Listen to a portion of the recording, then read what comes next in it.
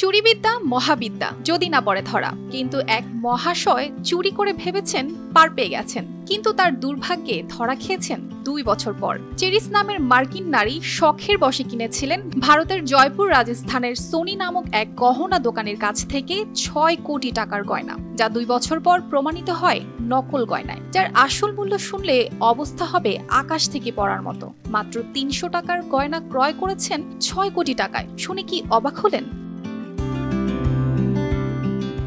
জানা যায় ওই দোকানি চেরিসকে হলমার্ক সার্টিফিকেটও দিয়েছিলেন। স্বর্ণ কেনার 2 বছর পর্যন্ত সব ঠিকঠাকই ছিল। চেরিসের মাথায় তো তখন হাত পড়ে যখন তিনি গয়নাগুলো নিয়ে একটি প্রদর্শনীতে অংশ নিলেন। তখন তিনি জানতে পারেন একটিও আসল গয়না নয়। ওয়ালটন ফ্রিজ কিনে অনেকের মতো আপনিও হয়ে যেতে পারেন মিলেনিয়াল।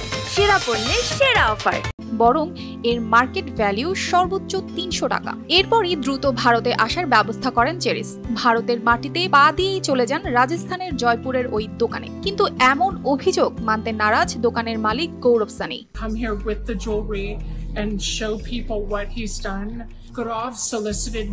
প্রতারিত ওই মার্কিন নারী সাহায্য চেয়েছেন স্থানীয় পুলিশের কাছে, এমনকি মার্কিন দূতাবাসেও। রাজস্থানের পুলিশ জানাচ্ছে যে দোকানের বিরুদ্ধে অভিযোগ উঠেছে সেটি বাবা আর ছেলে মিলে চালান। অভিযোগ পেয়ে দোকানে গেলে দেখেন চম্পট দিয়েছে দোকানি আর ছেলে, এমনকি বাড়িতেও নেই তারা। পুলিশের অনুমান দুইজনেই পালিয়ে গেছেন।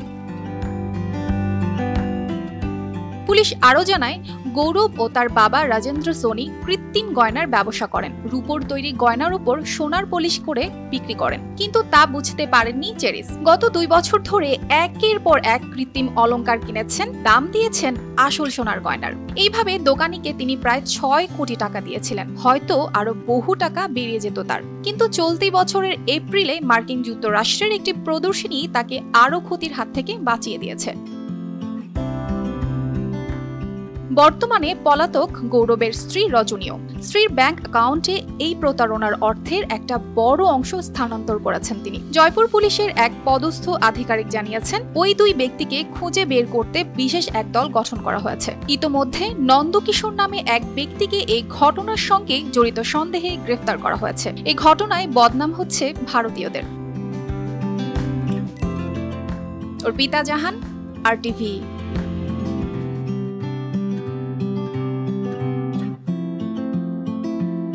And Lene Fine Jewelry in both Houston, Texas and Vail, Colorado, the ski resort.